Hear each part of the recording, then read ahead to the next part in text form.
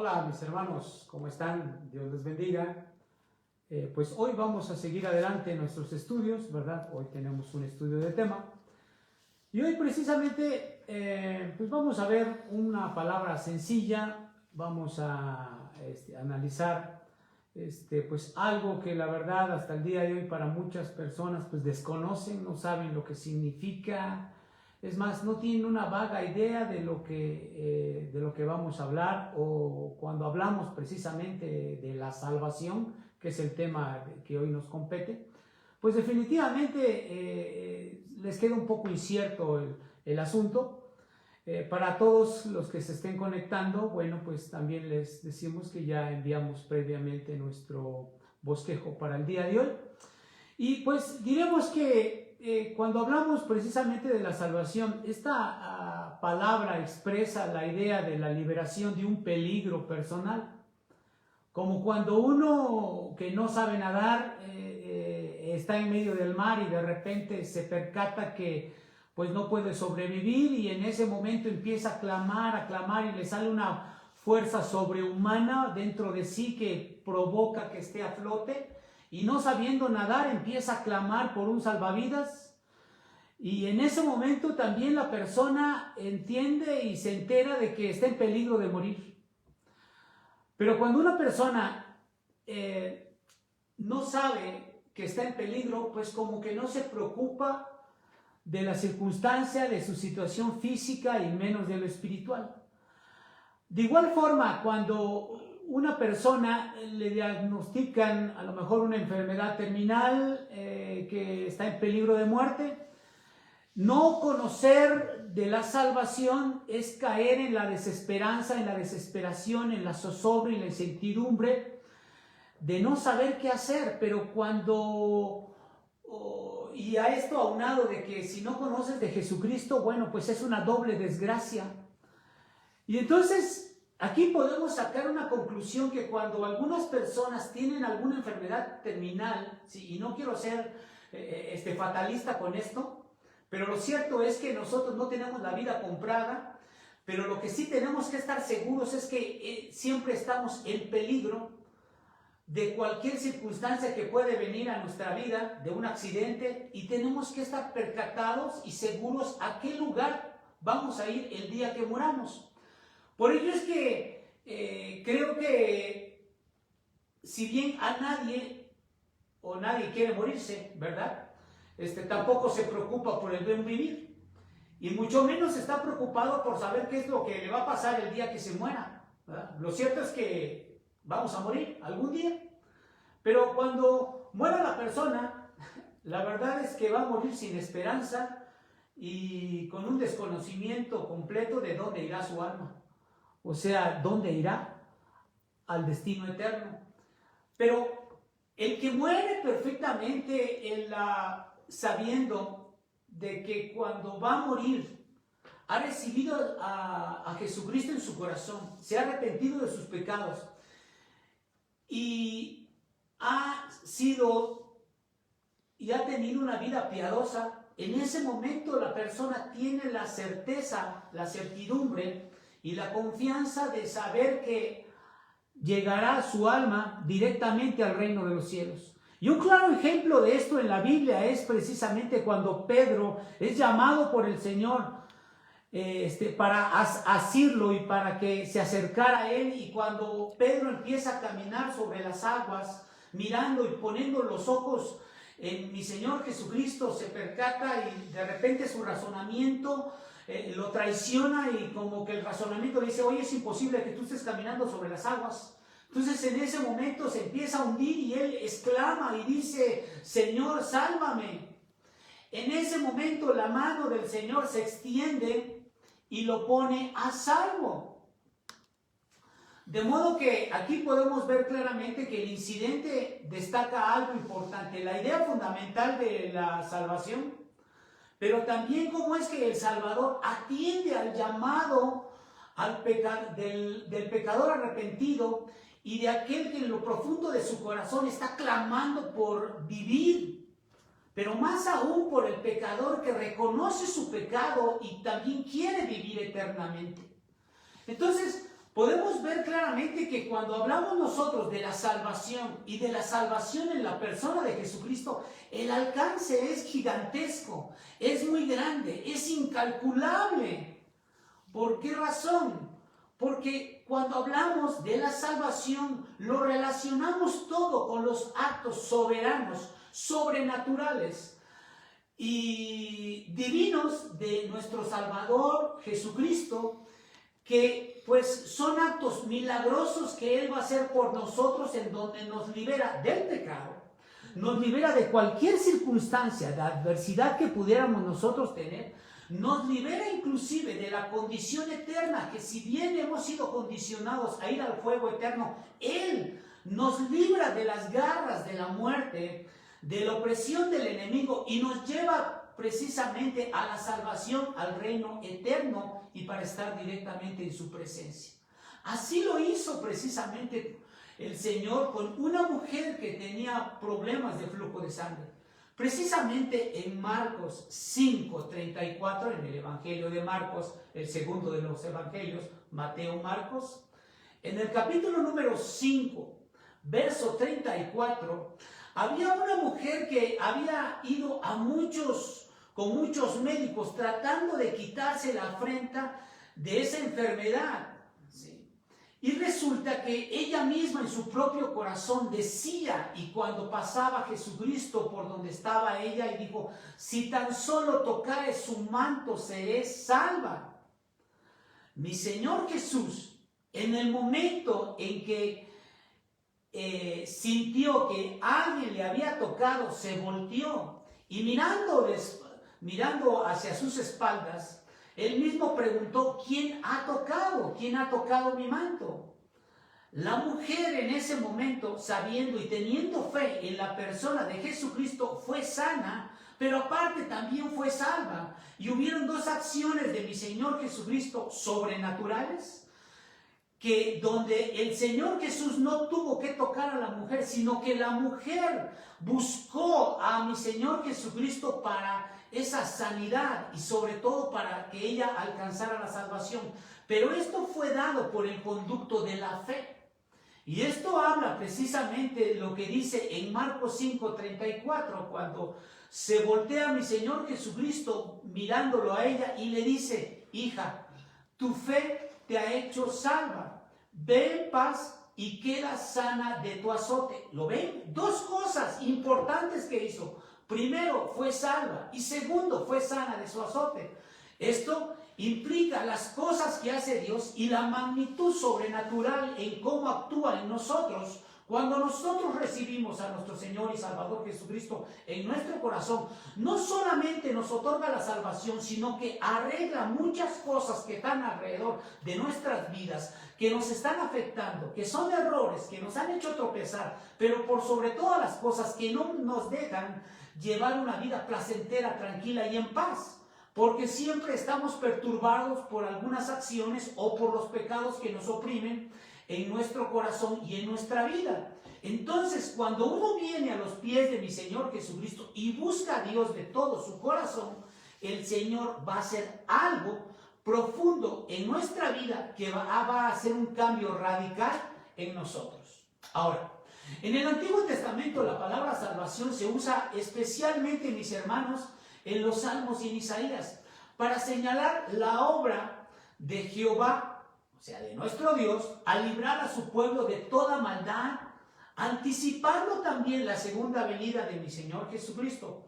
Pero también, en el Nuevo Testamento, la palabra salvación es el término que representa toda la obra sobrenatural de nuestro Dios en favor de los escogidos, o sea, en favor tuya y en favor mía. Pero aparte también es el término que se utiliza para considerar que estamos y nos tiene dentro de su presencia. Nos libera precisamente del pecado para siempre, pero también nos ayuda a estar fuera del alcance de las acechanzas del diablo y de nuestros adversarios, o por lo menos de las personas que son perversos y que nos quieren hacer daño. Esto es el resultado de la salvación. Esto es uno de los alcances que Dios tiene para nosotros cuando nosotros venimos genuinamente a los pies de mi Señor Jesucristo. Esto nos va a llevar al primer punto, a la plataforma de la salvación, ¿verdad? Así como tienen en el bosquejo. ¿Cuál es la plataforma de la salvación? Bueno, pues esta es la obra de Jesús en la cruz, porque esta era la única forma de satisfacer las exigencias de la justicia de Dios, para no descargar su ira sobre todos los pecadores en esta tierra y que fueran llevados directamente al fuego eterno. Esta salvación ha sido alcanzada por aquellos que han venido a los pies de mi Señor Jesucristo. Y esta misma salvación era necesaria para arrancar de las manos del enemigo tres grandes armas que él utiliza siempre para engañarnos. ¿Cuáles son esas tres armas? Bueno, primero la mentira, ¿verdad?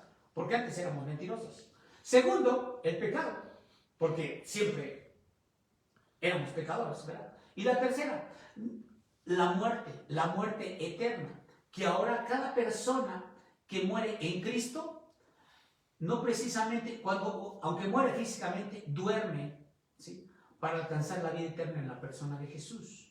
Ahora, el Señor anunció precisamente el propósito de su ministerio en términos de salvación. Si tú vas precisamente al Evangelio de Lucas, al tercero de los Evangelios, en el capítulo 19, verso 10, habla el Señor y dice claramente estas palabras. Lucas 19, verso 10. Dice el Señor estas palabras: el Hijo del Hombre vino a buscar y salvar lo que se había perdido. O sea que, si bien el hombre, cualquiera de nosotros que nazca, ya venimos con una conciencia pecaminosa, ya venimos con el pecado, en donde nosotros mismos empezamos a desarrollar y a pecar más a lo largo de nuestra vida. Pero cuando dice el Señor aquí que el Hijo del Hombre vino a buscar y salvar lo que se había perdido, significa que nosotros estábamos perdidos, o sea que no encontrábamos precisamente la brújula. Es más, sencillamente teníamos los ojos velados a estar en la presencia de Dios. Pero cuando menciona la Escritura que Él ha venido a salvar lo que se había perdido, significa que nos salva cuando estábamos perdidos y nos trae a su presencia para que alcancemos la salvación y la vida eterna. Entonces es tan importante considerar que cuando Jesús vino para todo pecador que busque sinceramente a Jesucristo y quiera arrepentirse de todo su pecado. Por ello es que la plataforma grandiosa y poderosa de la salvación es la obra majestuosa, sublime, amorosa y sobrenatural de mi Señor y Salvador Jesucristo. Número 2, mis hermanos, la persona del Salvador. Todas las grandes acciones de Dios a favor del pueblo de Israel en el Antiguo Testamento se llevaron a cabo a través de instrumentos humanos que Dios había utilizado como salvadores, por decirlo así, o como instrumentos que Dios utilizaba para que ellos mismos fueran caudillos, fueran redentores en su momento, para que sean guías del pueblo de Dios. ¿Quiénes eran estos? Bueno, uno de ellos era Noé. Todos aquellos que se subieron al arca de Noé fueron salvados. Otro de ellos, bueno, fue David. Otro de ellos fue Moisés. Otro de ellos fue José. Otro de ellos fue Gedeón. Otro de ellos fue Jefté. Y todos ellos eran figuras de lo que había de venir para el Nuevo Testamento en el caso de la cruz de mi Señor y Salvador Jesucristo. O sea que desde ese entonces ya había una manifestación del Salvador que llegaría en su momento, en el momento clave a la vida de cada uno de nosotros a lo largo de generaciones. Así lo dice precisamente Nehemías. Ve al libro de Nehemías, en el Antiguo Testamento, ¿sí? Recuerda que está después está Esdras, Nehemías, Esther, antes de Job y de los Salmos. Esdras, Nehemías, Esther, en el libro de Nehemías. En el capítulo 9, verso 27, dice la Escritura así, en Nehemías 9, en el verso 27. Pero en el tiempo de su tribulación clamaron a ti. O sea, está hablando el Señor y está diciendo claramente cómo es que en el tiempo de su tribulación, en el tiempo que ellos necesitaron del Salvador, clamaron a ti, ¿sí? Y tú desde los cielos los oíste. Y según tu gran misericordia les enviaste libertadores. ¿Lo ves? ¿Quiénes eran estos libertadores? José, Moisés, Gedeón, Jefté, David. Y todos ellos fueron los instrumentos que Dios utilizó para que el pueblo de Dios alcanzara la salvación y pudieran ver una imagen en donde Dios mismo los estaba utilizando como los guías para que alcanzaran el cielo. Entonces aquí vemos claramente cómo es que si leemos completo Nehemías en el verso 9, capítulo 9, verso 27, en la segunda parte dice, pero en el tiempo de su tribulación clamaron a ti y desde los cielos los oíste. Y según tu gran misericordia les enviaste libertadores para que los salvasen de mano de sus enemigos. Ahora, ¿qué significa todo esto? Que también en el Nuevo Testamento las palabras del ángel a María, ahí en el Evangelio de Mateo, Mateo es el primero de los evangelios, en el capítulo 1, en el verso 27, dice claramente la Escritura, Mateo 1, verso 21, Mateo 1, verso 21, ¿sí? Porque Él salvará a su pueblo de sus pecados. Le está hablando el ángel a María, a la madre de Jesús.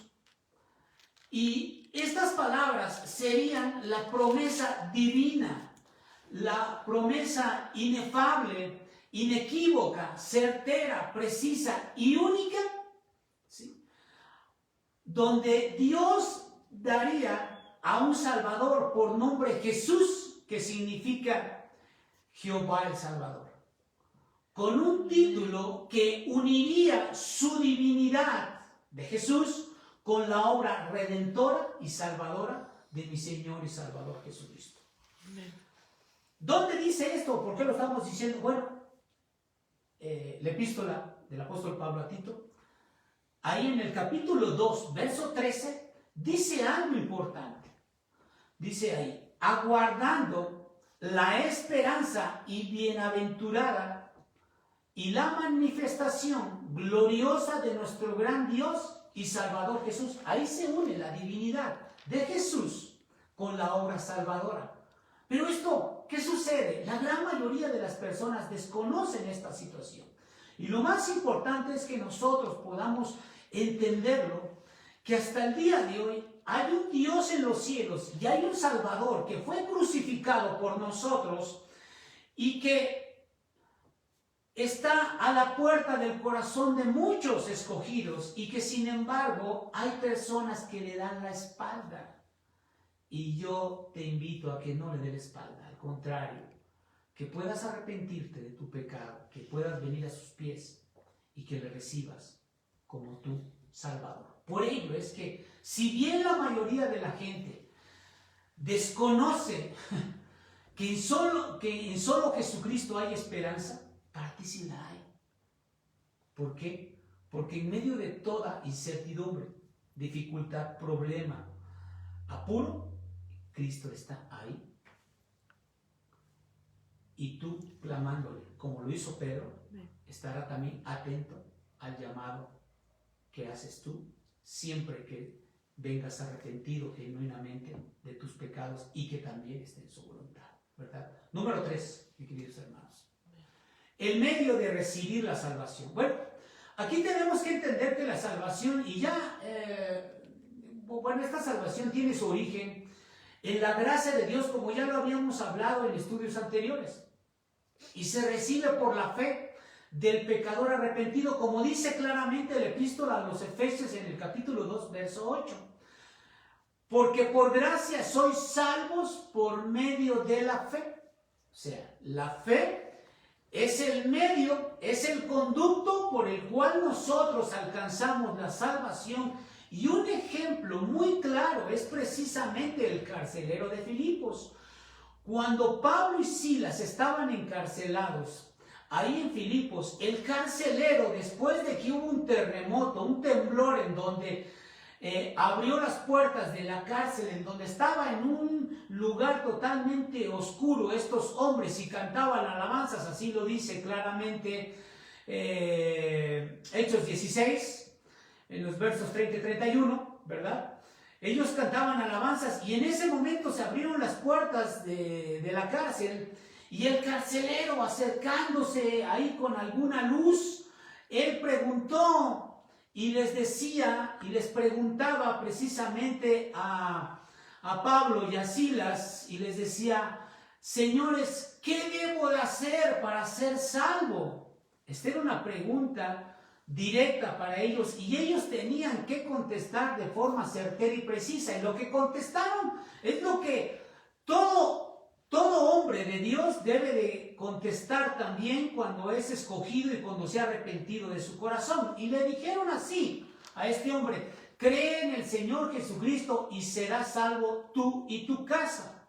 Esta es la fórmula para que todos los necesitados que se acercaron humillados a mi Señor Jesucristo durante su tiempo ministerial en esta tierra, bueno, ellos alcanzaron la salvación. Pero no solamente la fórmula de ellos, también es la misma fórmula para nosotros, para cada uno que necesitamos de la salvación en la persona de Jesús, para ti y a mí, que necesitamos ser salvos, que necesitamos ser liberados del pecado, que necesitamos alcanzar el reino de los cielos, que reconocemos la obra redentora de mi Señor y Salvador Jesucristo y que sabemos del amor sublime que Él tuvo para cada uno de nosotros al momento de morir, entregarse en sacrificio por amor de nosotros, aún por algunos que hasta el día de hoy le siguen rechazando, pero que algún día llegarán a sus pies. Y hay que estar orando por ellos también. Y por eso es que yo oro por aquellos que no han llegado a los pies de Cristo, ¿verdad? Número 4, mis queridos hermanos. El alcance de la salvación. Bueno, el alcance de la salvación definitivamente es la gracia, como ya dijimos en el punto 3, pero la gracia fue quien trajo la salvación a los hombres.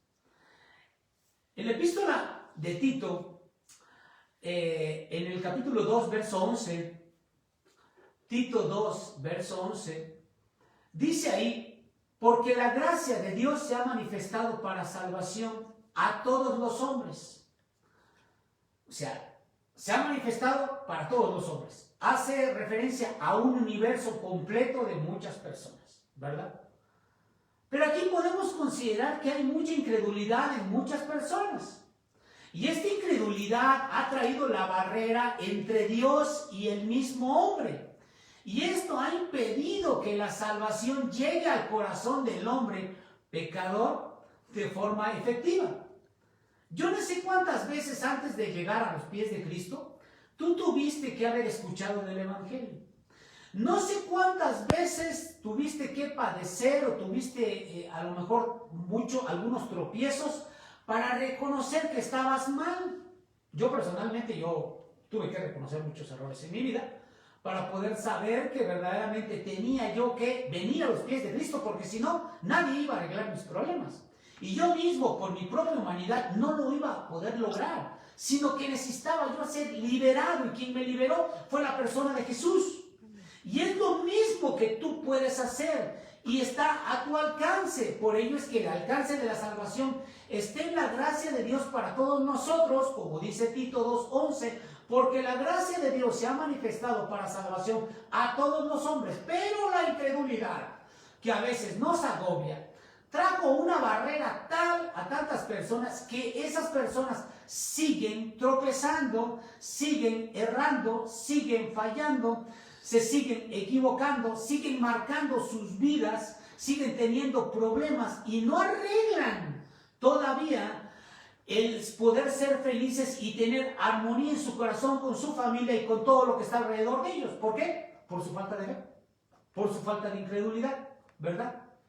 Ahora, el que sí conoce del Señor, y yo te invito a que tú lo conozcas, y yo sé que algunos de ustedes también saben de esto, ¿verdad? El creyente o aquel que ya recibió a Jesucristo en su corazón, bueno, experimenta 3 etapas de la salvación. ¿Sí? La primera es el tiempo pasado. ¿Cuál es esta? Bueno, la salvación del alma en cuanto a su liberación de la condenación completa y eterna está segura en la persona de Jesucristo desde el momento en que confiamos en el Salvador. Desde el momento en que tenemos fe, como el caso de la mujer y como el caso también de Pedro, que se empezó a hundir. ¡Sálvame, Señor! Fue algo de lo profundo de su corazón de Pedro que salió, y es de lo profundo del corazón como debe de venir para nosotros verdaderamente el alcance, ¿verdad? Por eso es que nosotros somos salvados por el deseo ferviente en nuestro corazón que anhela estar a los pies de mi Señor Jesucristo, ¿verdad? Y esto lo dice precisamente el Evangelio de Juan, el cuarto de los evangelios, ¿verdad? En el capítulo 6, verso 47, el Evangelio de Juan, capítulo 6, verso 47, y dice así: el que cree en mí tiene vida eterna. En ese momento, cuando crees, en el momento en que tú crees, en ese momento ya tienes la vida eterna. O sea, se acentúa la salvación en ti, en tu persona. No tienes en ese momento que saber muchas cosas, solamente tienes que tener un anhelo ferviente en tu corazón, arrepentirte de tu pecado y recibirlo. Sí. Si es un arrepentimiento genuino, repito, ¿verdad? Hay un segundo texto en Tito, epístola del apóstol Pablo a Tito, ¿verdad? En el capítulo número 3, verso 4 y 5 dice así: pero cuando se manifestó la bondad de Dios, Tito 3, verso 4 y 5, pero cuando se manifestó la bondad de Dios, o sea, su gracia, nuestro Salvador, dice, y su amor para con los hombres, nos salvó no por obras de justicia que nosotros hubiéramos hecho. O sea, no hay ningún acto portentoso que nosotros pudiéramos hacer como para alcanzar la misma salvación en la persona de Jesucristo. Y luego dice ahí: nos salvó no por obras de justicia que nosotros hubiéramos hecho, sino por su misericordia, o sea, por su gracia, por algo inmerecido, por el lavamiento de la regeneración y por la renovación en el Espíritu. Esto da a entender que nosotros constantemente vamos a seguir siendo regenerados y renovados en nuestro espíritu, pero por el Espíritu Santo que habita en nosotros. Y esa es la razón por la cual nosotros hemos obtenido la salvación, como dice Primera de Pedro 1, ¿verdad? En el verso 9 y 10, obteniendo el fin de vuestra fe, que es la salvación de vuestras almas. Y esto atendiendo claramente a que todos estos versos, mis hermanos, abarcan precisamente la obra de Dios en favor de todo creyente. La segunda etapa es la etapa presente y continua. ¿Cuál es esta etapa? Bueno, cuando dice la Escritura en Filipenses 2:12, ocupaos en vuestra salvación con temor y temblor, se refiere a que todo creyente debe de comportarse con la responsabilidad firme de llevar una vida piadosa de forma continua. No significa que ya escuché del Evangelio, a partir de este momento ya tengo un boleto y ya puedo hacer lo que yo quiera. No es así. Tienes que llevar una responsabilidad. Tienes que tener la firmeza de buscar a Dios de todo tu corazón, de poder orar, de leer la Escritura y de llevar una vida de fe y sobre todo en obediencia a nuestro Dios. Es la manera en cómo la persona muestra genuinamente que es salvo. O sea que Dios primeramente nos otorga una vida espiritual plena, pero segundo, lo va a llevar de forma continua y lo va a llevar a cabo de manera en que nosotros nos vayamos entregando Esto es, de acuerdo a como, siempre y cuando nosotros nos vayamos ocupando de tener una estrecha comunión con nuestro Salvador Jesucristo, ¿verdad? ¿Sí? Como dice 2 Timoteo 3, verso 14 y 15, pero persiste tú que en lo que has aprendido y te persuadiste, sabiendo de quien has aprendido, ¿verdad? Y dice Santiago 1:21 también, otro verso, por lo cual desechando toda inmundicia, o sea, toda la vida pasada, y abundancia de malicia, recibid con mansedumbre, o sea, prepara tu corazón, que seas como un recipiente fiel de la palabra, para que esta palabra llegue a tu corazón, la cual pueda salvar nuestra alma. Y esto habla de una salvación presente, progresiva, donde el poder divino de la resurrección de mi Señor y Salvador Jesucristo se hace efectiva para que el creyente sea liberado. Tú y yo somos creyentes, y si tienes algún pecado tienes que venir, buscar arrepentimiento y reconocer verdaderamente a Jesucristo como tu Salvador. ¿Para qué? Para que te prepare el Señor el destino eterno y no tengas la incertidumbre ni la inseguridad que qué va a pasar contigo el día que Dios nos llame directamente a su presencia, ¿verdad? La última etapa, la etapa del futuro, ¿verdad? A lo largo de toda nuestra vida, mis hermanos, sufrimos nosotros, nos dolemos, tenemos enfermedades, nos entristecemos por distintas circunstancias, por las presiones del mundo, pero de una u otra forma hemos llegado hasta aquí, ¿verdad? ¿Cómo? A veces dice una persona, hemos llegado hasta aquí, no lo sé. Y tú te has preguntado, ¿cómo es que has llegado hasta aquí? Bueno, aquí yo creo que hay que entender que hay un propósito de parte de Dios para ti. Porque en medio de que ha habido pandemias y todo, ¿sí? Y has sido librado de accidentes, a lo mejor de un secuestro, a lo mejor de un accidente, a lo mejor de cualquier cosa, sigues aquí. Y esto habla de que Dios ha alargado o te ha ayudado a poder seguir teniendo vida. Y dentro de esto debes de entender que hay un propósito divino para cada uno. De forma singular, Dios pone un esquema de vida para cada uno de nosotros. Depende de nosotros mismos que lo sepamos discernir, entender y aceptar para nuestra vida. ¿Pero por qué hemos sido guardados nosotros mismos? Bueno, pues sencillamente, ¿por qué? Porque Dios nos otorga la bendición de tener o de ser guardados a través de su poder mediante la fe para alcanzar la salvación. Y esa es la razón por la cual hasta el día de hoy Él ha preparado la manifestación de su gloria y de su salvación para nuestras vidas. Así lo dice Primera de Pedro, la primera epístola del apóstol Pedro. En el capítulo 1, verso 5, dice así, que sois guardados por el poder de Dios mediante la fe, para alcanzar la salvación que está preparada para ser manifestado en el tiempo postrero. O sea que la obra completa de Dios en el hombre será cuando éste reciba un cuerpo glorificado, completo, y esta es la obra futura que hace el Señor en nosotros, ¿verdad? ¿Para qué? Para que se cumpla completamente la obra del Señor en nuestras vidas. Y número 5, mis queridos hermanos, ¿verdad? La seguridad eterna del creyente. ¿Cuál es la seguridad eterna del creyente? Lo resumimos en 2 puntos sencillos. Primero, el sacrificio de mi Señor Jesucristo y su obra redentora son la garantía de nuestra salvación. En Romanos 5:10 dice, porque si siendo enemigos fuimos reconciliados con Dios por la muerte de mi Señor Jesús, de su Hijo, mucho más estando reconciliados seremos salvos por su vida. Dios les bendiga, mis hermanos, cuídense, vamos a orar. Padre, gracias te damos, Señor, por esta oportunidad que nos das. Rogamos para que tú nos cuides, nos bendigas, nos guardes. Permítenos poder seguir estudiando respecto de la salvación. Ayúdanos a buscarte, Padre, llénanos de tu amor y permite que tu gloria sea manifestada en nuestras vidas. En el nombre de Jesús. Amén. ¿Se perdió la grabación?